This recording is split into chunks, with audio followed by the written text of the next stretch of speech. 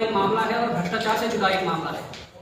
विगत वर्षों में उत्तराखंड में जिस प्रकार से परीक्षाओं में भ्रष्टाचार हो रहा है वो अब आम बात हो रही है, क्योंकि यहाँ के जो नीति नियंता है, हमारे जो नेता है, भ्रष्टाचारियों को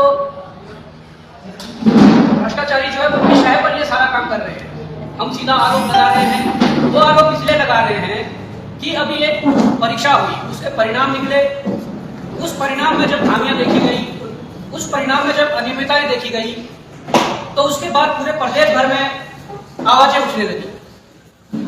प्रदेश भर में जब आवाजें उठी तो हमने मुख्यमंत्री आवास कुछ भी किया, चंपावत में रैली की, पिथौरागढ़ में रैली की, प्रदेश के तमाम जिलों में हमने रैलियों के माध्यम से एक लोकतांत्रिक जो हमारा एक लोकतांत्रिक जो व्यवस्था है उसके तहत हमने सरकार के कानों तक अपनी आवाज पहुंचाने के पूरे प्रयास किए। परंतु आज 2 माह लगभग होने वाले हैं, इन बेरोजगारों की बात को सुनने वाली सरकार भी आज मौन है।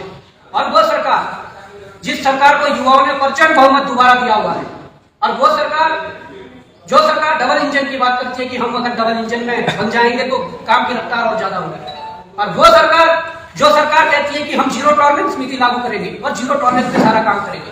तो अगर ये सरकार जीरो टॉलरेंस की बात करती है तो इन भ्रष्टाचारियों को हमारी सरकार ने क्यों मौन समर्थन दिए हुए हैं, जब सरकार के पास, खुद मुख्यमंत्री जी के पास 10 बार ज्ञापन जा चुका है कि आपके इस कार्यकाल में उत्तराखंड अधीनस्थ सेवा चयन आयोग द्वारा आयोजित की जाने वाली वीडियो परीक्षा, जिसमें तमाम विभागों के पद है, उसमें भ्रष्टाचार हुआ है, आप इन पर कार्रवाई कीजिए, आप इसकी जांच कीजिए। तो क्यों 2 माह हो जाने के बाद भी अभी तक उत्तराखंड के मुख्यमंत्री ने अपनी कोई प्रतिक्रिया नहीं दी? क्या इससे हम ये अंदेशा न लगाएं, क्या इससे हमें ये संदेह न होगा कि मुख्यमंत्री भी खुद लिखते हैं? हम सीधा आरोप लगाते हैं, हम सीधा आरोप लगा रहे हैं कि मुख्यमंत्री भी लिखते हैं जब वो भ्रष्टाचारियों को मौन समर्थन दिए हुए हैं। छात्रों के हित में एक भी बात बोलने को तैयार नहीं है। छात्रों ने जांच की मांग करी, उस जांच के लिए समर्थन नहीं कर रहे हैं। उसका नतीजा ये हुआ जब हम आज खुला यहाँ पर प्रेस कॉन्फ्रेंस के माध्यम से कह रहे हैं कि मुख्यमंत्री खुद लिखते हैं, क्या होता है कि कुछ लोग धमकियां देना शुरू कर देते हैं। आपको मैं ये बता दूं, हमें मैसेज आते हैं कि बॉबी कुमार बेरोजगार संघ। हमने कहा हाँ जी, हम बेरोजगार संघ बॉबी कुमार है। कहते हैं कि सीएम को क्या बोल रहे हो, आप पे कार्रवाई होगी, ये चीजें हैं, ये आप जूम करके दिखा सकते हैं, नंबर भी बकायदा है जिन्होंने धमकियां दी है। हमने कहा सीएम को हम चोर बोल रहे हैं जब इन्होंने कार्रवाई नहीं करनी है। आगे क्या कहते हैं कि कल तक पता चल जाएगा, ये परसों की बात है। हमने कहा ठीक है, पता चलने दो। जब हमने सीमित संसाधनों से वो चीज निकालने की कोशिश की तो उसमें ये फोटो निकलता है इस लड़के का, वो लड़का यतीश्वरानंद जी के साथ बैठे हुए हैं। तो क्या इस बात का अनुमान नहीं लगाया जा सकता कि ये धमकियां हमें अंदर से मिल रही है, ये धमकियां शासन स्तर से ही मिल रही है, क्या शासन पूरा मिला हुआ नहीं है? उसके बाद मैं पूरे मुद्दे पे आता हूँ कि जो ये प्रेस वार्ता होनी है, इस परीक्षा में जो भ्रष्टाचार हुआ है वो बड़े मात्रा में भ्रष्टाचार हुआ है, इसलिए यहाँ पर कोई भी हमारे नेतागण या कोई भी बड़े अधिकारी जो इसमें लिप्त हो सकते हैं वो आगे नहीं आ रहे और कोई भी कार्रवाई करने के लिए तैयार नहीं है। हमने लोकतांत्रिक व्यवस्था के अंतर्गत जिस प्रकार से आवाज शासन प्रशासन तक पहुंचा सकते थे हमने पहुंचाई, परंतु आज मजबूरन प्रेस वार्ता हमें इसलिए करनी पड़ रही है कि उत्तराखंड के तमाम जिलों में हमने विरोध प्रदर्शन करने के बाद भी सुनवाई नहीं हुई। और यहाँ पर जो जांच का विषय है, सबसे बड़ा जांच का विषय ये है कि ये जो परीक्षा 3 शिफ्टों में करवाई गई थी, तो 2nd और 3rd शिफ्ट की जो परीक्षा थी उसमें तो हमें पहले ही डाउट हो गया था और सबने, तमाम जिलों से लोगों ने कहा कि ये पेपर आउट हुए थे। परंतु बड़ी बात तो तब हुई जब 4 तारीख को जो पेपर हुआ फर्स्ट शिफ्ट का, उसके कुछ हमें तथ्य हाथ लगे कि पेपर लीक हुआ था। पेपर 4/12/2021 को था और ये पेपर 3 बजे से 5 बजे तक का पेपर था। परंतु ये जो स्क्रीनशॉट, ये पेपर से मैच कर लीजिएगा आप लोग, ये स्क्रीनशॉट 4/12/2021 के ही हैं, परंतु ये सुबह 3:30 और 4 बजे के हैं। ये उस समय किसी के फोन में पहुंच गए थे। अब हमें नहीं मालूम कि कितने लोगों के फोन तक ये पहुंच गए थे, या आप मैच कर सकते हैं उस पेपर से, ये सारे उत्तर उसमें दे दिए गए थे। तो क्या आप इस पे भी जांच नहीं बिठाओगे? ये बकायदा डेट और टाइम लिखा हुआ है इसमें। क्या इतनी बड़ी भर्ती घोटाले में आप जांच नहीं बिठाओगे? क्यों आप लोग मौन बैठे हुए हैं? ये सारे उत्तर जब भर्ती से पहले, परीक्षा से पहले जब बाहर आ गया तो पेपर लीक का मामला यहाँ पर पूरी तरह से स्पष्ट होता है कि पेपर लीक हुआ है। और जब फर्स्ट शिफ्ट का पेपर लीक हो सकता है तो क्या गारंटी है कि आपका 2nd और 3rd शिफ्ट का पेपर लीक ना हो?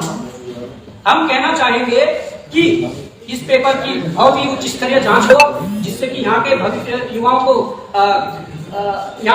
को जो वो मिल सके, न्याय मिल सके और आगामी परीक्षाएं जो हुई है, क्योंकि ये सिलसिला लगातार जारी है। ये फॉरेस्ट गार्ड से लेकर जो भी है पुराने समय से लगातार जारी है। सबसे बड़ी बात, फॉरेस्ट गार्ड में जो नामजद आरोपी है जिनके नाम FIR दर्ज हुई थी मगरूर थाने में, वो भी इसमें लिप्त है। उनके कई लोगों ने, उन्होंने अपने सगे संबंधियों को और अपने परिवार के कई लोगों को इस भर्ती में नौकरी लगाया है। हमारे पास उनकी सबूत है। उन्होंने अपने भाई को नौकरी लगाई, अपने भाभी को नौकरी लगाई, यहाँ तक कि अपने घर में जो खाना बनाने वाली उनको भी नौकरी लगाया। तो क्या ये जांच का विषय नहीं है?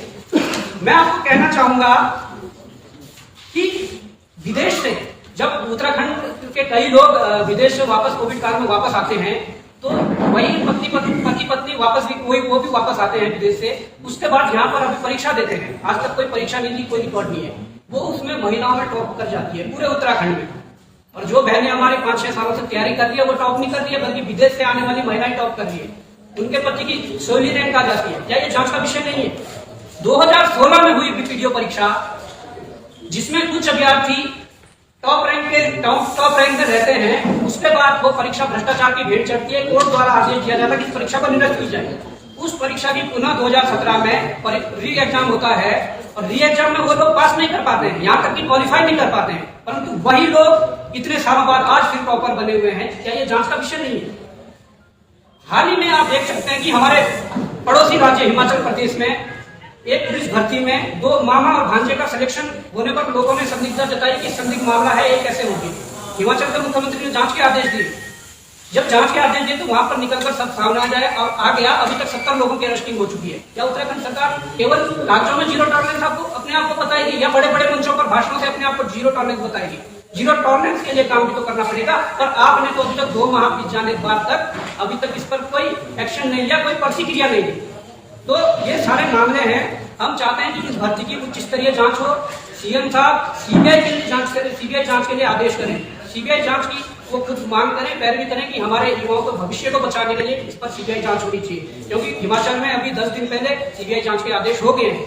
क्या हिमाचल में हो सकता है, उत्तराखंड में नहीं हो सकता, जहां हर दूसरा पेपर बेचा जा रहा है? तो ये सारी बातें थी। ये सारे हमारे प्रेस कॉन्फ्रेंस करने का ये आधार था कि किस लिए हम प्रेस कॉन्फ्रेंस कर रहे हैं। बाकी हमारे